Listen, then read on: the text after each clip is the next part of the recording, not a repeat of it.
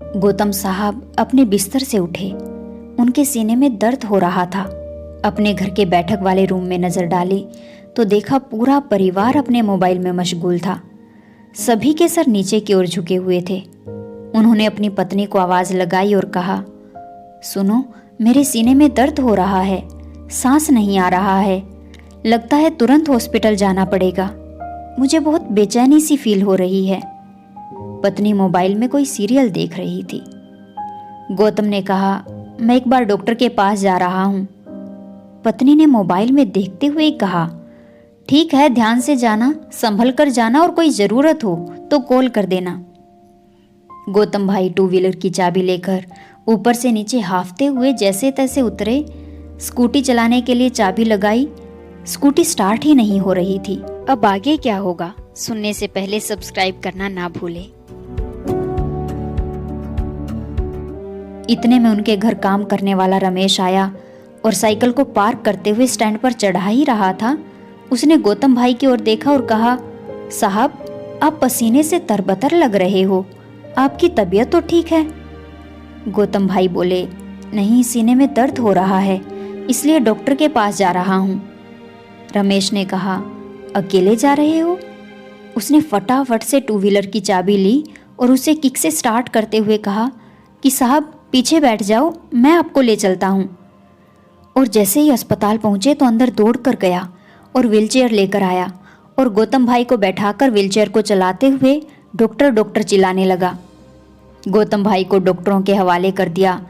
Doctor उसे तुरंत ICU में ले गए। रमेश के मोबाइल पर बहुत सारे फ़ोन कॉल आ रहे थे। वो सब फ्लैट के लोग थे जो कॉल कर रहे थे, जिनके घर रमेश काम करने के लिए जाया करता था।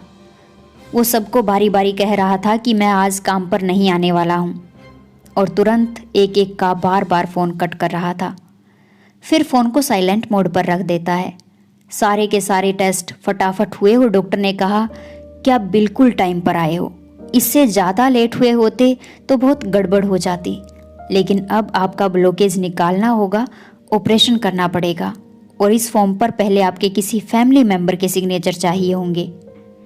इस पर गौतम भाई ने पेन थमा दी रमेश के हाथों में और कहा, बेटा साइन कर दे और नीचे लिख दे, मेरे कहने पर तूने यह साइन किए हैं, मैं भी वहीं पर साइन कर दूंगा। बिल्कुल हिचकिचाए बिना उसने साइन कर दिया और उतने में रमेश के फ़ोन पर गौतम साहब के घर से उसकी पत्नी का फ़ोन आ रहा था। रमेश कुछ देर तक सुनता रहा और फिर उसने कहा कि मेम साहब, आपको मेरे पैसे काटने हो काट लेना, मुझे काम से निकालना हो निकाल देना, लेकिन अभी इसी वक्त अस्पताल पहुंच जाइए आप सब। साहब को यहाँ लेकर आया हूँ, उनका बहुत जल्द ऑपरेशन होने वाला है। गौतम साहब मन ही मन सोच रहे थे कि इस वक्त मेरी पत्नी को रमेश काम पर क्यों नहीं आया, और उसका पगार काटने के विचार आ रहे थे। गौतम साहब का ऑपरेशन हो चुका था और उसके बाद की वह मोमेंट थी जब अस्पताल के रूम में अपने बिस्तर पर लेटे हुए थे। जैसे ही उनकी आंखें खुली, पूरा परिवार अपना सर झुकाए शर्म के मारे वहीं खड़ा हुआ था। गौतम साहब ने आंख खुलते ही कहा कि मुझे रमेश से मिलना है, उस मेरे बेटे के बिना मेरा जी पाना संभव नहीं था।